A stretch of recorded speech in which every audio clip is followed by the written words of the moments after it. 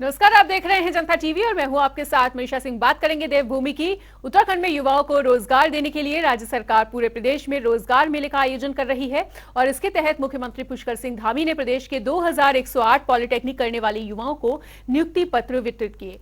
रोजगार मेले में नियुक्ति पत्र पाने वाले सभी छात्र छात्राओं को मुख्यमंत्री पुष्कर सिंह धामी ने शुभकामनाएं देते हुए कहा कि प्रदेश के सभी युवाओं को राज्य सरकार रोजगार उपलब्ध कराने के संकल्प के साथ ही साथ काम भी कर रही है।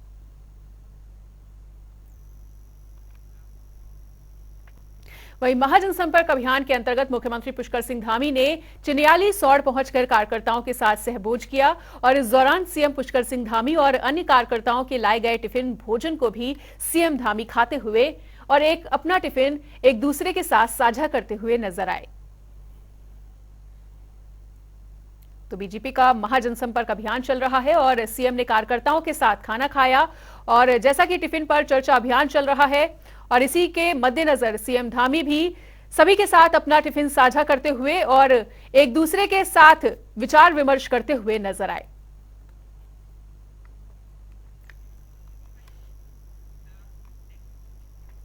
तो मुख्यमंत्री पुष्कर सिंह धामी से मुख्यमंत्री आवास में उत्तराखंड के क्रिकेटर आकाश मधवाल ने मुलाकात की और इस मौके पर सीएम ने उन्हें सम्मानित किया। इसके साथ ही क्रिकेटर आकाश मधवाल के उज्जवल भविष्य की उन्होंने कामना की और इस मौके पर उत्तराखंड एथलेटिक्स एसोसिएशन के उपाध्यक्ष जितेंद्र नेगी और संजय सिंह भी मौजूद रहे। बताना चाहेंगे कि उत्तराखंड के क्रिकेटर आकाश मधवाल ने आईपीएल 2023 में मुंबई इंडियंस की टीम से खेलते हुए गेंदबाजी में शानदार प्रदर्शन किया था।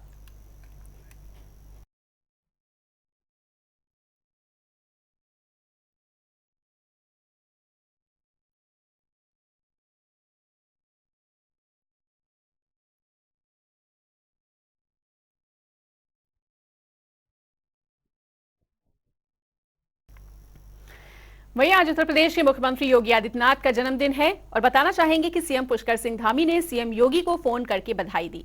साथ ही सीएम धामी ने उनके उत्तम स्वास्थ्य, दीर्घायु और सुयशपूर्ण जीवन की कामना की। तो 51 साल के हो गए हैं सीएम योगी आदित्यनाथ और इस मौके पर सीएम धामी ने उन्हें फोन करते हुए और ट्वीट करते हुए जन्मदिन की शुभकामनाएं दी और बधाई दी।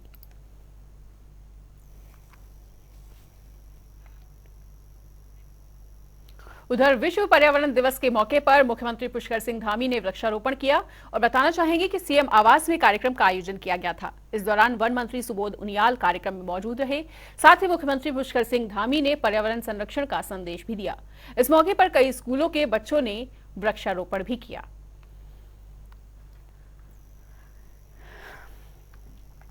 केंद्र सरकार के 9 साल पूरे होने पर प्रदेश भर में महाजनसंपर्क अभियान चलाया जा रहा है और इसके तहत मंत्री गणेश जोशी ने मसूरी में विशिष्ट लोगों से मुलाकात की। इस दौरान उन्होंने लोकसभा चुनाव के लिए समर्थन मांगा और गणेश जोशी ने कहा कि भारतीय जनता पार्टी का प्रत्येक कार्यकर्ता जनता के बीच जा रहा है और सरकार की योजनाओं और क्षेत्र में हुए विकास से अवगत कराते हुए सबका उन्होंने समर्थन भी मांगा। उत्तराखंड भाजपा के प्रदेश प्रवक्ता वीरेंद्र बिष्ट ने एक बार फिर से सरकार की नीतियों को सही ठहराते हुए राज्य में लैंड जिहाद के खिलाफ सरकार की कार्रवाई का समर्थन किया है। बीजेपी प्रदेश प्रवक्ता ने कहा कि मुख्यमंत्री पुष्कर सिंह धामी स्पष्ट कर चुके हैं कि राज्य में किसी भी प्रकार से लैंड जिहाद जैसी चीजों को बर्दाश्त नहीं किया जाएगा। उसके खिलाफ लगातार कार्रवाई जारी रहेगी और अभी तक जो भी सरकार के निर्देश प्राप्त हैं उस पर पुलिस प्रशासन आरोपियों के खिलाफ कार्रवाई कर चुका है। बीजेपी प्रदेश प्रवक्ता ने कहा कि उत्तराखंड देवभूमि के नाम से जाना जाता है और यहां पर किसी भी प्रकार से सांप्रदायिक सौहार्द माहौल बिगाड़ने का काम करने वालों को बख्शा नहीं जाएगा। तो सौहार्दपूर्ण माहौल बिगाड़ने वालों को बख्शा नहीं जाएगा, इस तरह का भी वो बयान देते हुए नजर आए। उत्तराखंड राज्य में लैंड जिहाद का जो विषय है, मुख्यमंत्री जी बार बार स्पष्ट कर चुके हैं कि किसी भी कीमत पे उत्तराखंड में लैंड जिहाद को बढ़ने नहीं दिया जाएगा और जो भी इन घटनाओं के लिए जिम्मेदार हैं, जो भी ऐसी घटनाओं में लिप्त हैं, ये जो भी लैंड जिहाद जैसे विषयों को बढ़ावा देना चाह रहे हैं, ऐसे लोगों के लिए सख्त से सख्त कानून भी बनाया गया है और ऐसे लोगों के खिलाफ सख्त से सख्त कार्रवाई भी की जा रही है। वहीं पंचायती महानिर्वाणी अखाड़े ने विश्व प्रसिद्ध दक्षेश्वर महादेव और नीलकंठ मंदिर में महिलाओं के छोटे वस्त्र पहनकर आने पर पाबंदी लगाई है और इस निर्णय के बाद राज्य की सियासत काफी ज्यादा गरमाई हुई है।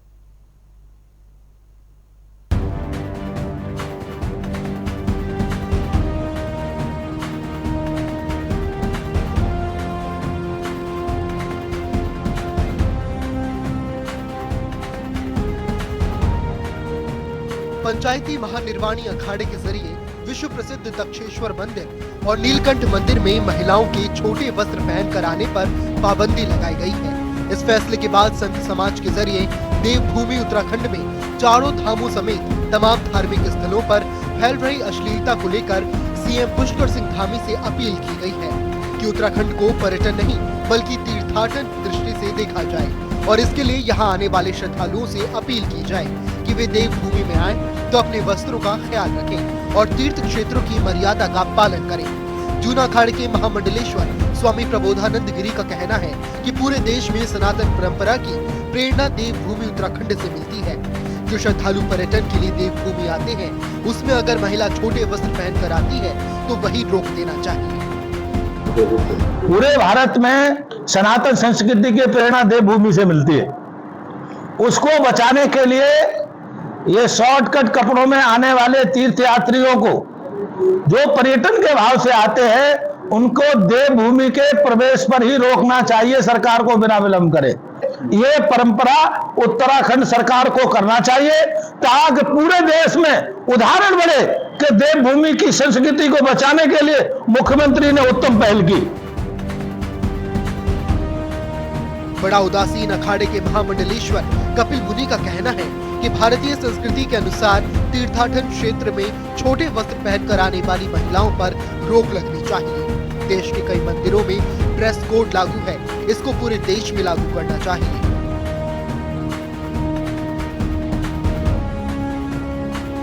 हमारी भारतीय सभ्यता के अनुरूप यदि वस्त्र नहीं है, छोटे हैं, पाश्चात्य देशों के अनुरूप है तो तीर्थ क्षेत्रों में तो रोक लगना चाहिए।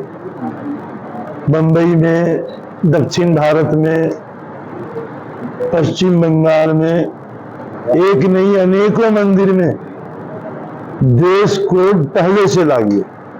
कन्याकुमारी में हम भी कुर्ता पहन के नहीं जा सकते, सन्यासी होते हुए बिना हमें भी सिला हुआ वस्त्र पहनना पड़ेगा, कुर्ता उतार करके।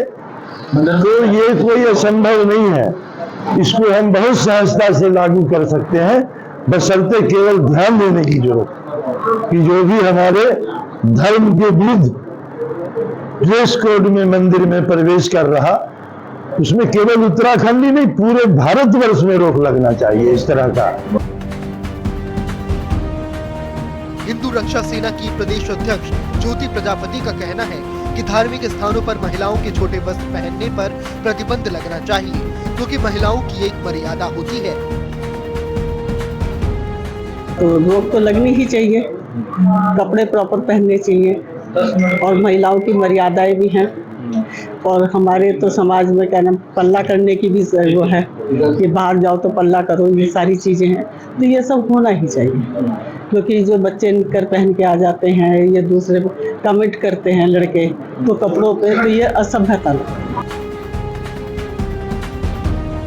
चारधाम यात्रा समेत पूरे उत्तराखंड में आने वाले श्रद्धालु आजकल यहाँ तीर्थाटन कम बल्कि पर्यटन की दृष्टि से आ रहे हैं, जबकि ये धर्म और आध्यात्म का क्षेत्र है, इसे पिकनिक स्पॉट बनाया जा रहा है।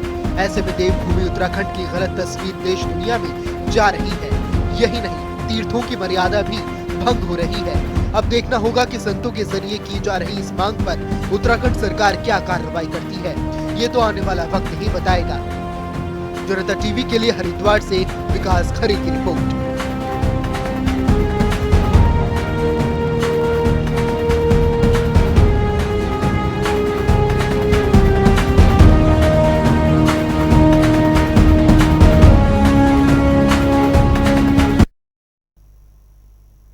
उधर मोदी सरकार के 9 साल पूरे होने पर भाजपा महाजनसंपर्क अभियान चला रही है, जिसके तहत पार्टी के नेता 300 लोकसभा क्षेत्रों में जाकर प्रेस कॉन्फ्रेंस और अन्य कार्यक्रमों के जरिए सरकार की 9 साल की उपलब्धियां गिनवा रहे हैं।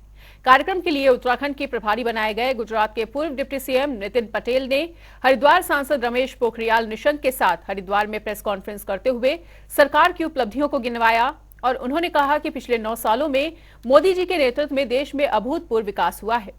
इतना ही नहीं, वैश्विक स्तर पर भी भारत का रुतबा बढ़ा है और मौजूदा समय में प्रधानमंत्री नरेंद्र मोदी की गिनती दुनिया के शीर्ष नेताओं में होती है।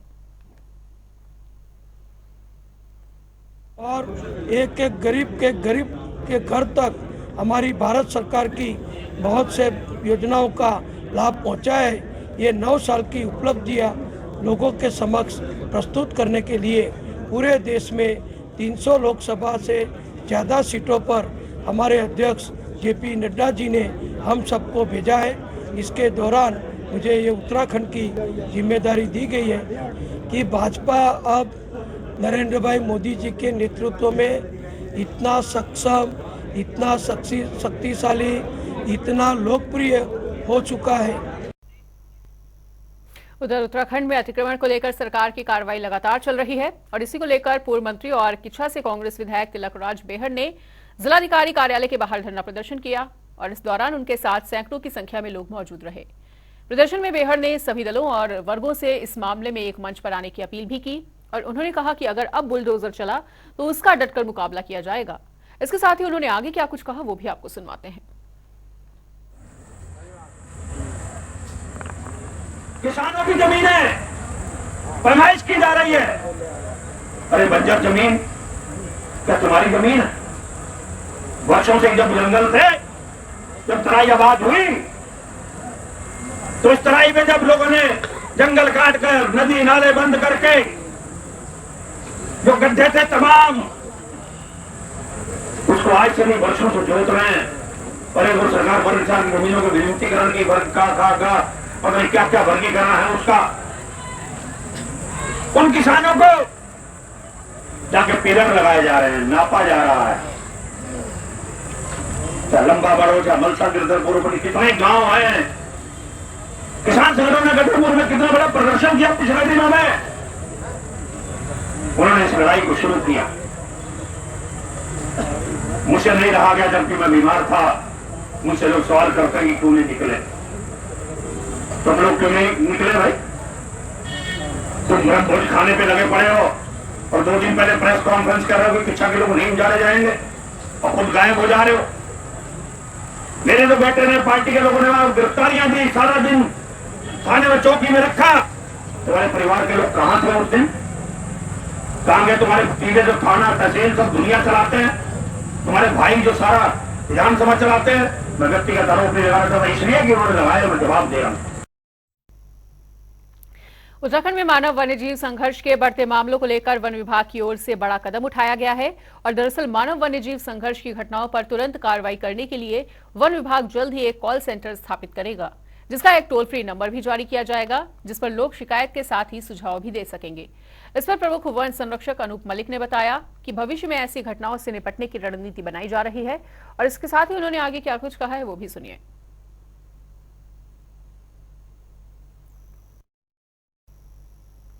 राष्ट्रीय सफाई कर्मचारी आयोग की उपाध्यक्ष अंजना पवार अपने 2 दिवसीय दौरे पर हरिद्वार आई हुई थी और आज दूसरे दिन उन्होंने पुलिस और प्रशासनिक अधिकारियों की बैठक की और विभिन्न सफाई कर्मचारी संगठनों की समस्याओं के संबंध में दी गई फीडबैक के आधार पर उन्होंने संबंधित अधिकारियों को सफाई कर्मचारियों की समस्याओं के निदान के लिए आवश्यक कार्रवाई करने के निर्देश भी दिए। सफाई कर्मचारी आयोग की उपाध्यक्ष अंजना पवार ने बताया कि आयोग सफाई कर्मचारियों और मैला ढोने वाले और उनके आश्रितों के सामाजिक, शैक्षणिक, आर्थिक सुधारों के लिए काम करता है और साथ ही उनका पुनर्वास कैसे हो और उन्हें किस प्रकार से मुख्यधारा से जोड़ा जाए, इसके लिए आयोग विभिन्न राज्यों में अध्ययन करने के लिए समय समय पर दौरा भी करता है। सफाई करते हैं, लेकिन जब उनको छोटी छोटी समस्याएं सामने आ रही है, उनको तनख्वाह नहीं मिल रही, उनको ये नहीं हो रहा, तो वो तो परेशान होंगे ना। तो इसके लिए तो देखिए अधिकारियों को सीरियसली उस चीज को लेना चाहिए।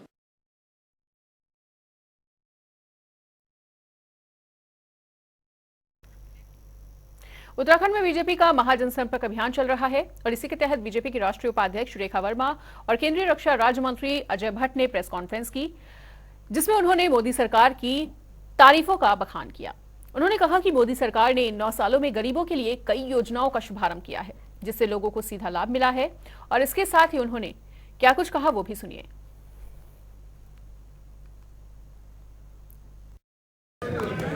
देखिए, हमारे प्रधानमंत्री जी ने 2014 में जब देश की कमान संभाली, उस समय जनता से आह्वान भी किया था और जनता से वादे भी किए थे कि हम एक अच्छी व्यवस्था आपको देंगे।